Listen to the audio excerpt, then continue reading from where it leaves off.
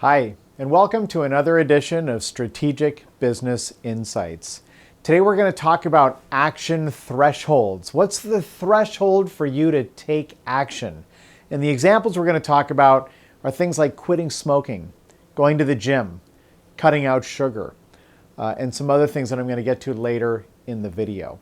So let me first tell you my experience with this because I'm 43 years old today and I smoked for 20 years. I smoked from basically when I was 15 until I was 35. I was 35 in 2006, and I quit smoking on October 3rd, 2006. And I have to tell you two things. Number one, smoking was one of the stupidest things I ever did. And I admit it, when I was a kid, I thought it was cool. I thought it was cool. In my school, I grew up in Vancouver. The cool kids were in this area of the school called the Breezeway. And they used to smoke and drink coffee, and I wanted to be part of the group. That's how I started. And then after that, it just kept going, and it was the biggest contradiction in my life because I'm pretty healthy. I eat pretty healthy. I go to the gym. I'm not crazy athletic, but I try to stay in good shape. So smoking was always a big contradiction in my life.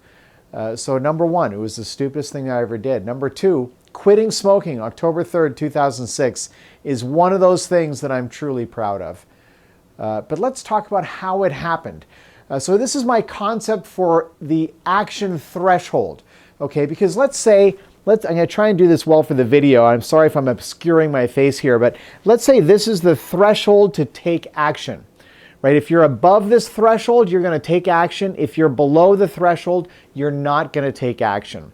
And what happened for me, this is time along here. Okay, so I slowly but surely, I learned more and more about how bad smoking is and how destructive it is to your health and all the things it's correlated to in terms of sicknesses and illnesses and horrible things that happen as we age because of smoking earlier in life. So that knowledge was rising underneath here, okay?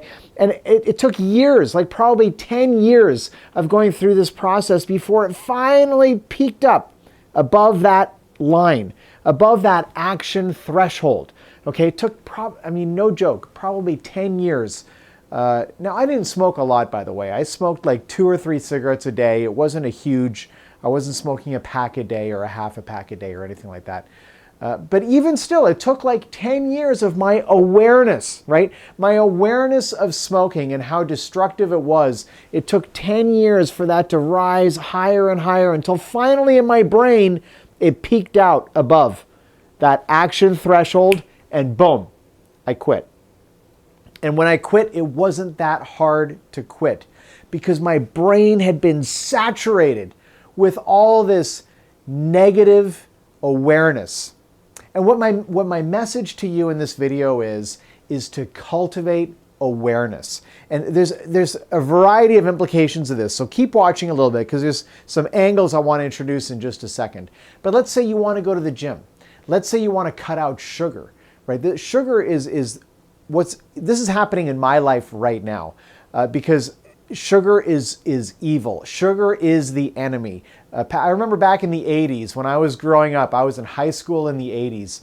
And people used to think it was fat. That was the enemy. So no fat this, no fat that. That was the rage. Everyone was buying no fat, non-fat products. Okay, fat is not the enemy. Sugar is the enemy. And so what am I trying to do? I'm trying again to cultivate that awareness, right? And slowly learn more and more and more about how destructive sugar is. In terms of supplementation and vitamins. They often say that we should be taking antioxidants. Well, sugar is an oxidant. Sugar creates those evil, bad, unhealthy circumstances that antioxidants attempt to correct or balance out. Okay, sugar is so, and there's more and more documentaries and movies about this. Sugar is the enemy.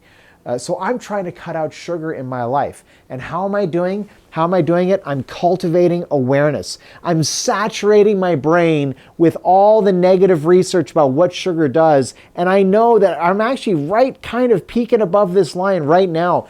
I no longer have the urge to eat sugar the way I used to because I have that awareness. I know how bad it is for me. And every now and again I binge and I have a sweet tooth. My dad had a sweet tooth. I get that from him. So every now and again, just the other day I had ice cream. I love ice cream. Of course, it's completely full of sugar. So, but more and more I notice that I don't have the same urge to eat sugar as I used to, because in my brain, that urge, that instant gratification urge, which is up here, is being balanced by this increased awareness of how bad it is for me, okay? So I'm saturating my brain, I'm cultivating awareness. Excuse me, and as the awareness grows, eventually you peak out above that action threshold. Well, you can apply this to anything. I remember when I first started flossing my teeth, okay? It was the same thing. I didn't floss when I was a kid. I was never even introduced to flossing. But then I learned more and more about it, and I wanted to have cleaner teeth, etc. Things like that. Here in California, we're in a drought right now. I live in San Francisco area, and California is in a very bad drought. And so water usage, like I'm using less water. But again, when I first knew that the drought was in place and that we needed to conserve water, it was hard for me to change my habits. But when I started to cultivate that awareness and think about it and saturate my brain about the situation that California is in with water, eventually it went up above that action threshold and I saw myself making changes in my life, okay?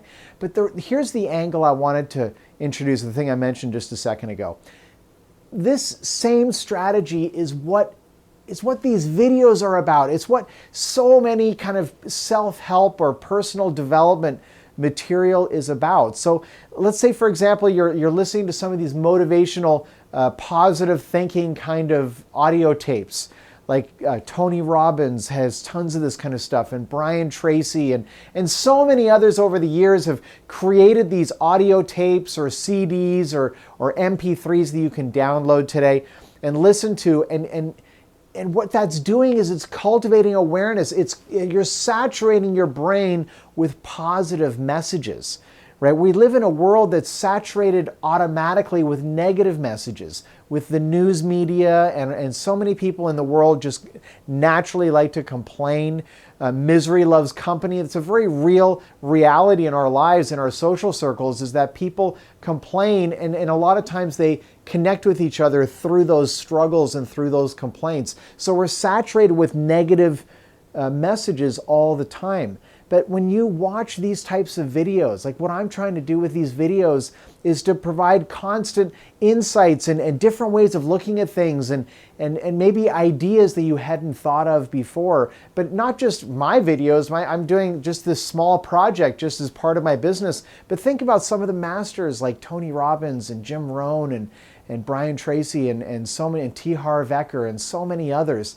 They have these positive messages, and there's value in listening to those things. There's value in saturating your brain with awareness of what you want. You control what goes into your brain.